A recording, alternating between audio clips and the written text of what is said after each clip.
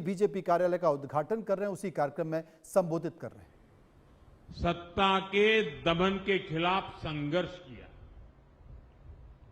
1984 में जिन सिख दंगों में दिल्ली की आत्मा पर, मानवता पर एक भयंकर आघात हुआ, उस संकट काल में भी दिल्ली बीजेपी के कार्यकर्ताओं ने हमारे सिख भाई बहनों की हर संभव रक्षा की।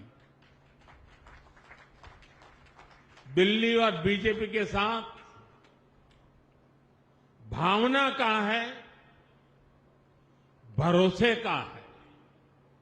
साथियों, जनसंघ के जमाने में और उसके बाद भी जब भी बड़े राष्ट्रीय आयोजन हुए, आंदोलन हुए, उसके केंद्र में हमेशा दिल्ली ही रही। और उस समय साल में 3-3, 4-4 बड़े आंदोलन जनसंघ और बीजेपी के लोग करते थे। हमारे लोग चुन करके कोई देश में ज्यादा लोग नहीं आए थे, लेकिन राष्ट्रीय मुद्दों पर आंदोलन की ऐसी परंपरा हम लोगों ने खड़ी की थी। हमारे भूतपूर्व सभी नेताओं ने, कार्यकर्ताओं ने। और मैं देख रहा था कि हिंदुस्तान के कोने कोने से जब लोग दिल्ली आते थे तो कभी भी उनको ये महसूस नहीं होने दिया, दिल्ली के कार्यकर्ताओं ने, कि हम कहीं बाहर के हैं। दिल्ली के कार्यकर्ता देश भर से आए हुए कार्यकर्ताओं को अपने घरों में रखते थे, क्योंकि उस समय हमारे पास उतनी व्यवस्थाएं नहीं थी। और और जब जनसंघ के जमाने में, भाजपा के जमाने में कार्यकर्ता आते थे तो 5-5, 7-7 दिन रुकते थे। अगली ट्रेन का आरक्षण मिले न मिले इंतजार करना पड़ता था, इतनी दूर से आना पड़ता था। तो इन सबको 5-5, 7-7 दिन तक दिल्ली के कार्यकर्ता अपने घरों में रखते थे और उनकी सारी व्यवस्थाएं देखते थे। यानी एक प्रकार से पूरे देश में इस विचार को पहुंचाने में दिल्ली के कार्यकर्ताओं की वो अथक पुरुषार्थ, परिश्रम आज बीजेपी को यहां तक पहुंचाने में मदद की है। और इसलिए आज जब हम इस नए कार्यालय में प्रवेश कर रहे हैं तो हमें दिल्ली भाजपा के इतिहास, उसके सेवा कार्यों से निरंतर प्रेरणा लेते हुए आगे बढ़ना है। साथियों, हमारे लिए कोई भी भाजपा कार्यालय किसी देवालय से, किसी मंदिर से कम नहीं है।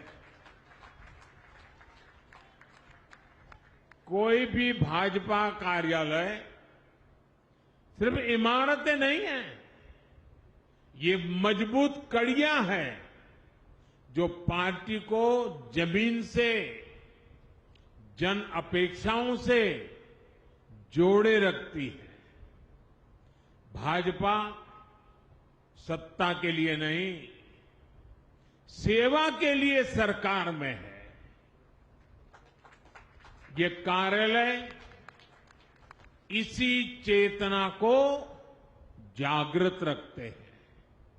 इसलिए हमें निरंतर प्रयास करते रहना होगा कि दिल्ली भाजपा के इस नए कार्यालय की पहचान यहां की सुविधाओं से नहीं, बल्कि जन सुनवाई और जन सेवा से होनी चाहिए। हमें हमेशा हमेशा याद रखना होगा, इस कार्यालय में हमारा कार्यकर्ता किसी न किसी जरूरतमंद की उम्मीदें लेकर आएगा। हम उन उम्मीदों पर खरा उतरें, ये हम सबका सामूहिक प्रयास होना चाहिए। इस कार्यालय में बैठकर लिए गए निर्णयों में जितनी संवेदना और सेवाभाव होगा, उतना ही दिल्ली के लोगों का हित होगा। साथियों, कई वर्षों के अंतराल के बाद दिल्ली में आज भाजपा की सरकार है। दिल्ली के लोगों ने अपने सपनों, अपने बेहतर भविष्य की उम्मीद भाजपा पर जताई है। इसलिए नए प्रदेश कार्यालय में बैठने वाले प्रत्येक जनप्रतिनिधि का दायित्व बहुत बड़ा है। दिल्ली के लोगों की अपेक्षाओं को पूरा करने के लिए दिल्ली भाजपा, हमारी ये सरकार कठोर परिश्रम कर रही है। झुग्गी बस्तियों में रहने वालों के लिए नए घर बनाना, दिल्ली के सैकड़ों सरकारी स्कूलों, अस्पतालों को बेहतर बनाना, दिल्ली में सैकड़ों इलेक्ट्रिक बसें चलवाना, यमुना जी को साफ करवाने के लिए दिन रात मेहनत करना, यमुना जी के तट पर शहर के दूसरे हिस्सों में शानदार लिविंग स्पेस बनाना, मेट्रो, फ्लाईओवर के काम को गति देना। दिल्ली सरकार दिल्ली के नवनिर्माण में लगी हुई है और इसलिए दिल्ली भाजपा सरकार और दिल्ली भाजपा कार्यालय जब कंधे से कंधा मिलाकर ऐसे ही चलेंगे तो हम विकसित भारत, विकसित दिल्ली का सपना और तेजी से पूरा कर पाएंगे। साथियों, भाजपा एनडीए की सरकारों ने देश में सुशासन का एक नया मॉडल दिया है। हम विकास भी और विरासत भी के मंत्र के साथ आगे बढ़ रहे हैं। हमने देशवासियों की सुरक्षा को सर्वोच्च प्राथमिकता दी है। हमने बड़े बड़े घोटालों से देश को मुक्ति दिलाकर भ्रष्टाचार के खिलाफ निर्णायक जंग का विश्वास जगाया है। साथियों, भाजपा के सुशासन का एक और मजबूत पहलू है। हमारी सरकारों का फोकस डिलीवरी पर है और सामान्य जन की बचत बढ़ाने पर भी है। मैं आपको टैक्स का एक उदाहरण देता हूं। 2014 में जब कांग्रेस की सरकार थी, ये बयानबाजी करने वाले लोग, बयान बहादुर, आए दिन झूठे बयान देने में एक्सपर्ट है, लेकिन मैं जरा उनका कच्चा चिट्ठा खोलता हूं। 2014 तक हमारे देश में इनकम टैक्स का क्या हाल था? 2 लाख रुपए से ज्यादा की आय होने पर टैक्स लग जाता था। हमारे आने से पहले 2 लाख की आय के ऊपर टैक्स लग जाता था। आज 12 लाख रुपए तक की इनकम पर भी टैक्स जीरो है।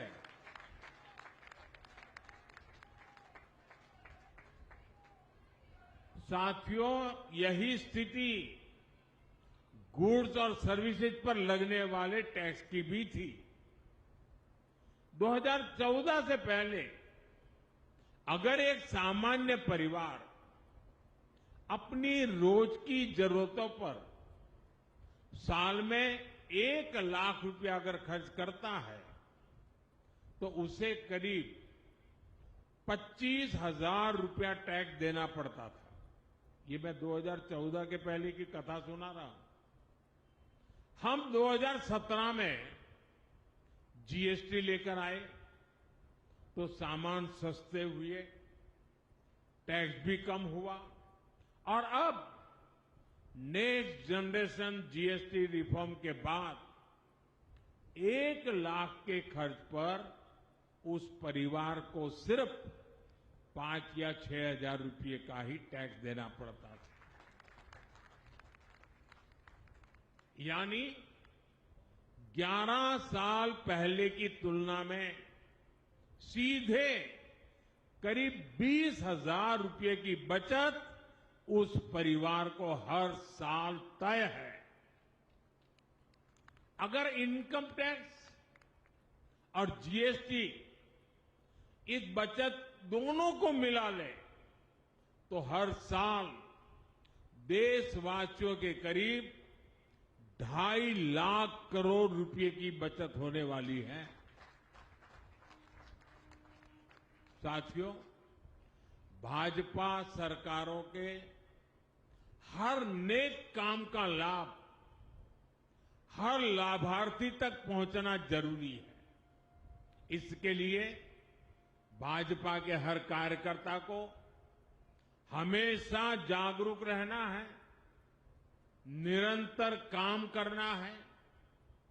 आज के इस शुभ अवसर पर जब इतनी बड़ी संख्या में नए पुराने सभी कार्यकर्ताओं से मैं मिला हूं तो मैं आपसे कुछ मांगने के लिए भी अपेक्षा लेकर के आता हूं। और आप तो भली भांति मुझे जानते हैं कि मैं ऐसे ही काम नहीं करता, कुछ काम आपको भी देता रहता हूं।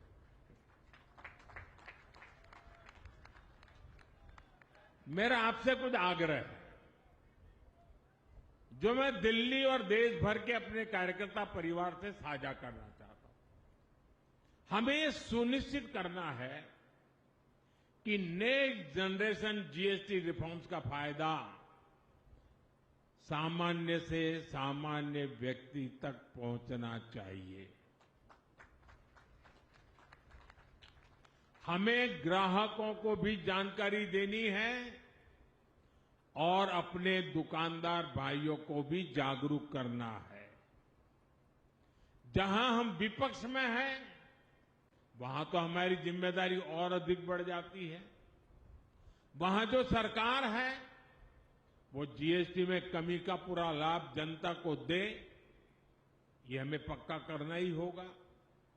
ये विपक्ष में बयानबाज लोग हैं, वो करते उल्टा है। ये हिमाचल वालों ने जैसा ही हमने जीएसटी से दाम कम कर दिया तो उन्होंने सीमेंट में पैसा बढ़ा दिया और तिजोरी भरने का खेल शुरू कर दिया। यानी जो जनता को मिलना चाहिए, जो जनता के हक का है, वो हिमाचल में सरकार लूटने में तुरंत उसी दिन लग गई। साथियों, हमें भारत को आत्मनिर्भर बनाना है और स्वदेशी को अपनाना है।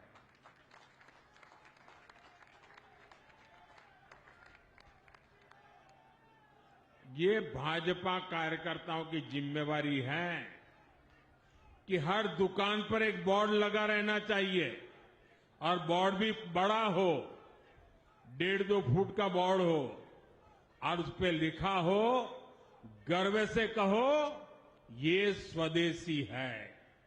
ये हर दुकान पे लगना चाहिए। ये दायित्व बीजेपी के हर कार्यकर्ता का है। ये स्वदेशी है, ये भाव गर्वपूर्वक व्यक्त होना चाहिए। हमें गांव-गांव, गली-गली का अभियान बनाना है। विदेशी उत्पादों पर जितनी हमारी निर्भरता कम होगी उतना ही देश के लिए बेहतर होगा। साथियों, आजकल देश भर में स्वस्थ नारी, सशक्त परिवार अभियान भी चल रहा है। ये बहनों बेटियों के स्वास्थ्य की जांच का बहुत बड़ा अभियान है। अब तक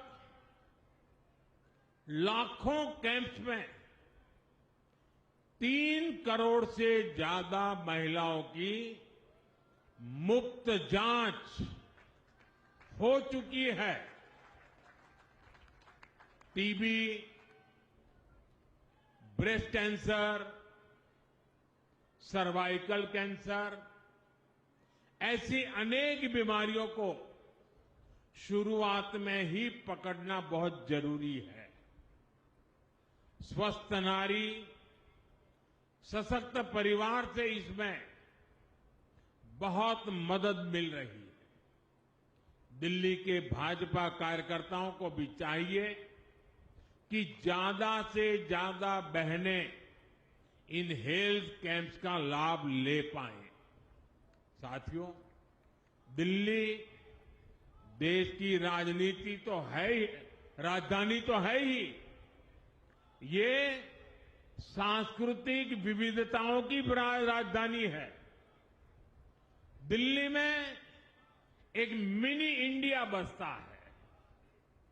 अलग अलग राज्यों के लाखों लोग यहां बसे हुए हैं।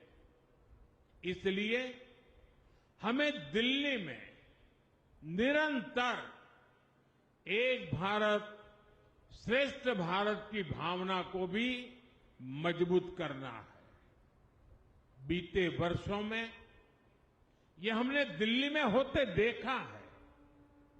यहां सिख गुरुओं के प्रकाश पर्व बहुत उल्लास से मनाए गए। हमने यहां असम के वीर योद्धा लाचित बोरफुकन जी की 400वीं जयंती पर बहुत बड़ा आयोजन किया। हम यहां छठ महापर्व भी मनाते हैं। दुर्गा पूजा में बंगाल के रंगों का आनंद लेते हैं। पोंगल और पुथांडु पर प्रकृति का नमन करते हैं। मुझे भी कई बार दिल्ली के ऐसे अनेकों उत्सवों में जाने का अवसर मिला है। अभी मैंने देखा, हमारी मुख्यमंत्री बहन रेखा गुप्ता जी भी तेलुगु छात्र संघ द्वारा आयोजित बथुकम्मा उत्सव में शामिल हुई। मेरा दिल्ली भाजपा से आग्रह है, सभी कार्यकर्ताओं से आग्रह है, देश के कोने कोने के ऐसे पर्वों को, क्योंकि वहां के लोग यहां रहते हैं, उनके साथ मिलकर हिंदुस्तान के किसी भी कोने का कोई भी उत्सव ऐसा नहीं हो कि जो हम यहां रहने उस राज्य वालों के साथ मिलकर धूमधाम से सेलिब्रेट न करें।